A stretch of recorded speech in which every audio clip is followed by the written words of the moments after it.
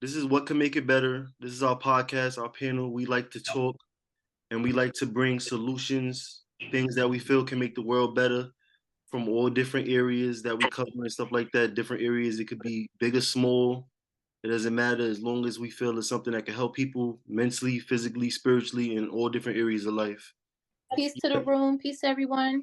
Peace, peace. Shout out to all the sponsors. We have Princella, the spiritual healer. Just going to ask some questions to bring awareness and educational resources to our community, our generation. Since it's called How to Make It Better, our podcast, we like to think of it as a historical text that we leave behind to the youth, so they see those who are helping heal the world and creating better positive solutions and raising the frequency and the vibrations in the world. We have a special guest here who is definitely doing the work, and we just want to thank you and give gratitude to you for everything that you do, you and your husband. Thank you. I appreciate you for having me on this podcast. Thank you for reaching out and asking me to be on this podcast. It's actually the second podcast that I recorded today. Oh, that's nice. That's nice. Well, that's amazing. Yeah. We're going to get into these questions and stuff. Before we get into these questions, would you like to give a short introduction of yourself so you can explain a little bit more about what you do? Because you do a few different things. Sure. I am a shaman and spiritual healer. A shaman means one who sees. It is a spiritual healer that is able to take you deep inside of your universe with the help of plant and earth medicines that were put down here on this earth to help you go back generations, millions, billions of years to different dimensions and different realms, deep into your subconscious mind, so that you can remove the things that you know about and the things that you don't know about that are blocking you from being your best self and blocking you from getting to your divine destiny. Right. And that's great. I saw some pretty intriguing things. A lot that we're going to get into. I saw some very intriguing things that I was actually impressed. I'd like to say that off the rip. So we're going to dive in and get right to the questions. I feel like knowing, having an idea where you are spiritually and how spiritually inclined you are, I want to ask this question, especially for the people. What advice do you have for people that are at the beginning stages of learning how to use their higher self more? Well, the first thing you want to do is to make sure that you clear your path the best way that you know how. And I always tell people the first way to go in is with the food that you eat, right? Because different foods vibrate on specific frequencies. Meat just happens to vibrate on a very low vibrational frequency. It's no life in it. So it's blood and death. So usually when people get on the journey to, at least when they try to come and see me, I like to make sure that I start with the food that they're eating, help them to do some kind of detox, make sure that their lymphatic system is working correctly, right? Because what happens is the lymphatic system is the toxic waste management system of the body. And so there's different organs that have their own lymphatic system. Like the liver has its own lymphatic system that fuels toxins out of the body through when you use the bathroom, when you defecate, right? And then you have the kidneys that has its own lymphatic system that helps pulls toxins out of the body through urine. Or the skin has its own lymphatic system that pulls toxins out of the body through sweat, right? And so if there's blockages in any of those areas, if you're not using the bathroom like you should, if you're holding it too long, you know what I mean? If you're missing bowel movements, those toxins are backing back up into your body, into your system. And what does toxins do? They rise. And so when they rise, they go up into the mind, into the brain, and then people wonder why they can't think clearly. So the best thing to do is to do some kind of detox or some kind of cleanse, right? To help get the lymphatic system going, to get those toxins out of the body so that they can hear their intuition speak much louder. Wow, that's definitely interesting because I never really looked at it. I mean, I know how eating certain foods affect you for sure, especially if you're eating the wrong things constantly. But I never really thought about the concept of food having a certain frequency attached to it. I never really looked at it in that way. Oh So that yeah, itself living right there foods could, vibrate higher. yeah, that itself could open your mind right there. I Yeah. really didn't even know about that at all. Now I'm gonna take a look into that to understand the frequencies of certain foods and stuff like that. Mm-hmm. Yeah. Um. Right. So, Yeah. Yeah. I see. I heard you. I wanted to ask, how did you get into, healing people and your spiritual journey? Mm-hmm. Well, almost 10 years ago, my husband was diagnosed with prostate cancer, and they had only given him 3 years to live. And so he was like, look, I'm not doing no surgery. I'm not doing no chemo. I'm not doing none of that. So we're going to have to figure something out. Me and my husband, we've been together for 33 years, and we'll be married 29 years in December. So to hear a doctor say that in 3 years, your husband is getting out of here when you got all these plans was enough for us, right? And so, excuse me, I was already a chef. And so what I did was I started studying ingredients in the food and learning about the different vibrations and the frequencies in the food, how to heal the body with food naturally with herbs. And so we decided to, excuse me, become vegan. We went cold turkey. I started studying under Dr. Sabi. I signed up to become a master herbalist. I started studying these herbs and the plant medicine, and it led me down the path that Jesus took. Because before then, we were really wrapped up tight in religion in a mega church. My husband was the psalmist, he was the singer of the house, and all of that. And so we moved from Michigan. We're originally from Michigan. We moved to Los Angeles. So we were in Los Angeles at the time, and we were away from religion.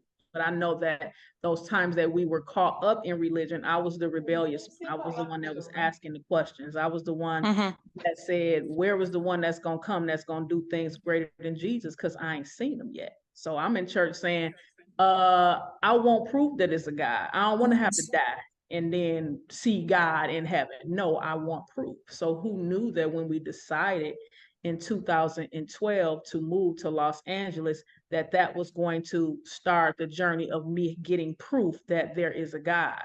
And so that's the path that it took us down. And so we went vegan. I studied the herbs, and that led me down this plant medicine journey to learn about the shaman. When I was in my herbalist class, I like to go to the beginning of time. This earth is billions of years old. And in religion, people get caught up on a little over 2,000 years ago, because Wow. that's when Jesus died, a little over 2,000 years ago. Well, when Jesus died, he died in the age of Pisces. It's a new age every 2,160 years. Where do I put it? In 2012 started the age of Aquarius, which is the mass awakening. Jesus was the time of, I believe, the mass awakening. The age of Aquarius is the time that I know. And so at that time, we were out there in California. I was asking questions, and I knew that I could not take my husband to the church to get healed, because what? People came down there, got hands laid on them who had cancer, and they was up out of there. So I was like, they not there. So I'm not taking him there. I can't take him there. So I had to ask myself, Jesus, where did you go when they took you out the Bible? Because there's a point in time where they had Jesus in the Bible when he was young, right? And then all of a sudden they took him out for a long time, and then boom, he back in the Bible. But when he came back in the Bible is when he had that power, because that's when he was doing all those miracles. So I had to go on a path to study where Jesus went. Jesus went with meditation, with yoga, with plant medicine journeys, right? You have to do some deep deep to go down that path. And in that path of studying the plant medicine, it took me to the shaman. Not me even trying to say that was trying to be a shaman. At that point, I was just trying to heal. I wasn't even thinking about trying to be a shaman. It took me down that road the shaman, because it took the herbs back to the beginning of time, where the shaman believed that anything that you were dealing with, trauma, pain, sickness, it had to be dealt with in the spiritual realm first in order for it to be manifested in the physical realm. That's where the as above, so below comes from. It happens in the ethers first, and then it's manifested down here on this earth, right? So with me studying that, it took me back to see that when religion came on the scene and the shamans were helping the people heal, i.e., through the plant medicine, that they said that it was evil. And they said that, oh no, you can't take people in with plants. You got to take people in through a man. So they started the, oh, my Father, forgive me for I have sinned, right? So they wanted the world to come to a man to be able to get to God. And so in this path, one day we were in ceremony with a shaman, and the shaman came up to me and my husband, and she goes, don't you see it? And we like, don't you see what? She said, you are the medicine people. And at the time I said, oh, okay. She's talking about me being a chef, because I felt like, let thy food be thy medicine, right? So that was my motto. And so that's what I thought she was talking about, even though when she came to my face, I saw her being an ancient shaman in the spiritual realm. She looked completely different. She looked like the predator. I don't know if you know what the predator looked like. Her head was big as hell, and she had big old locks that was coming out her head. And I was looking at it, and my husband was looking at it. Usually a lot of times people don't see the same thing when they're in the spiritual realm, but me and my husband saw the same thing. We didn't know it at that time. We found out later when we talked about it. We were like, damn, did you see what she was looking like? She was looking like this. Oh my God, yeah, that's what I saw when she came in. Her hair was doing like this. Everything that, we were explaining what we were seeing in the spiritual realm. So it had awakened to us as well, but we didn't know. And so in that, I'm just healing. And as I'm healing, this medicine started to speak to me. It started to train me. And so I decided to go deeper and work with different shamans who study in Africa, the Colombian Amazon, from the Sonoran Desert, from Los Angeles, from all over. I've studied from a lot of different shamans from all over on different ancient traditions, on taking people inside of their universe to heal and break those generational curses.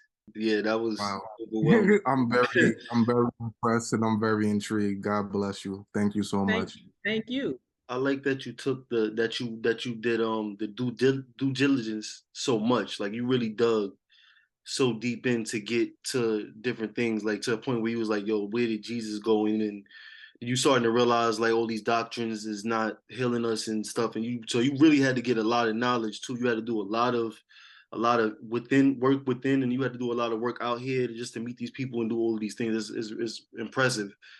It's really good to hear. Oh my God, if you only knew how much work. Well, I know it had to be a lot of work because you was in a church, and a church is difficult because everything is the doctrine is so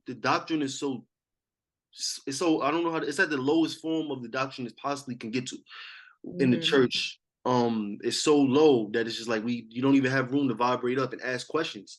The first way to vibrate higher for me is asking questions, because that's the way you learn. That's where So it starts. you in a place where you can't ask any questions like, yo, what does this mean? What does this doctrine mean?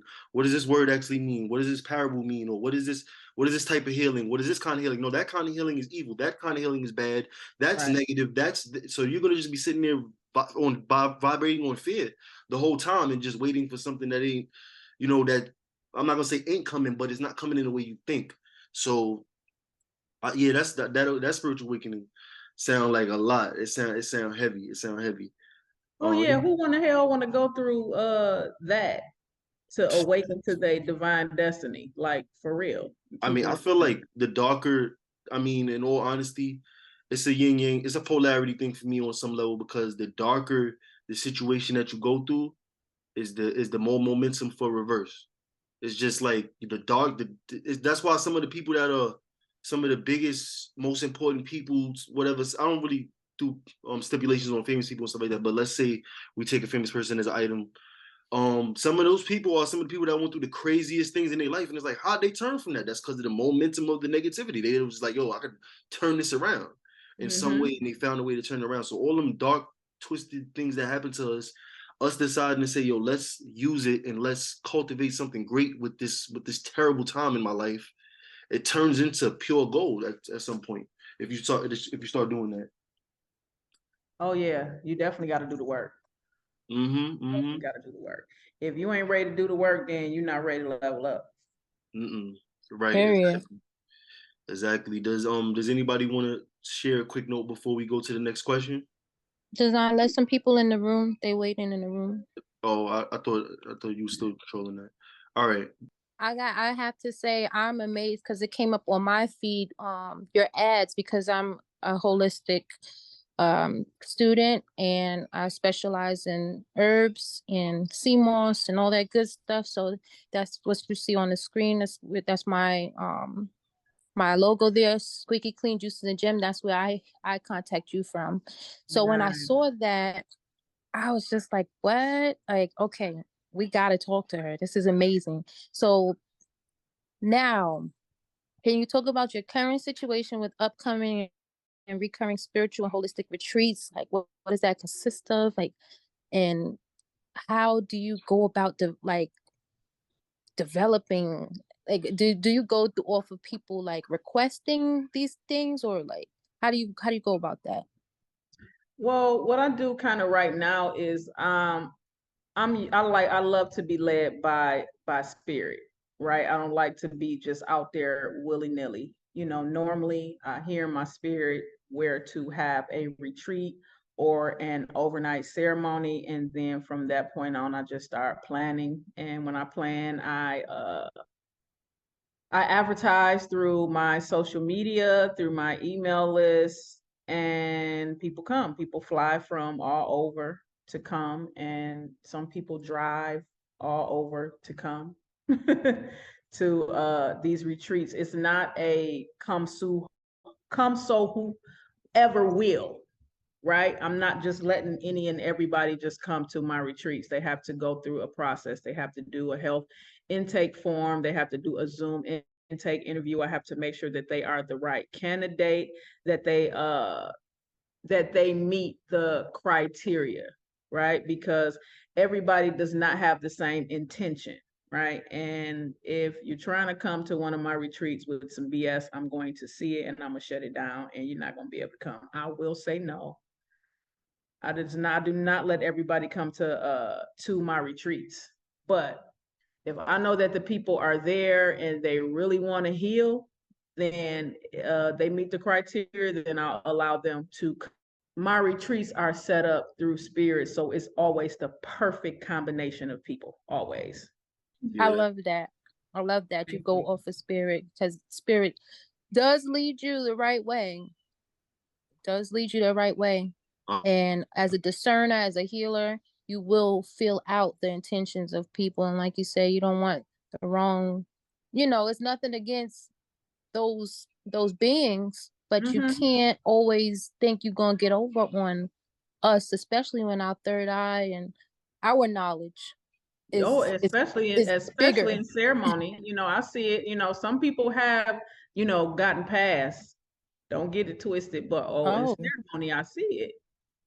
I see the intention. I see some people want to come for the dark side. Some people want to come to tap into power for the dark side. I see it a lot. I see it. But when you do this work, you can't have no fear in the spirit realm. So, you have to understand that there are, just like we chose to have a body, first of all, we are all eternal beings, right? We have an internal, eternal spirit that lives forever. It never dies. It's really from birth to birth to birth to birth. And so we chose to come down here and use a contract and choose these vessels. There are other spirits and entities of light and dark that do not have a body, that still want to experience itself inside of bodies. But there has to be a willing participant, right? You attract how you vibrate. So depending on how you vibrate, you'll open yourself up to allow these entities to be attached. And so when people come in these ceremonies, it'd be different entities that be attached to them. And so when you're there, nah, it's time to heal. Nah, it ain't no going home. Ain't no calling your husband or your wife. Ain't no calling your kids. We here, we about to get down now all night, 6 to 8 hours. You're not leaving till tomorrow. So let's go. Yeah, that's definitely That's right. it's interesting to me because I know, I mean, like thinking about the level that you're on, and sometimes I could just look at people and tell they up to no good. At this point, I could look at somebody in the eyes and say, all right, they up to no good at this point.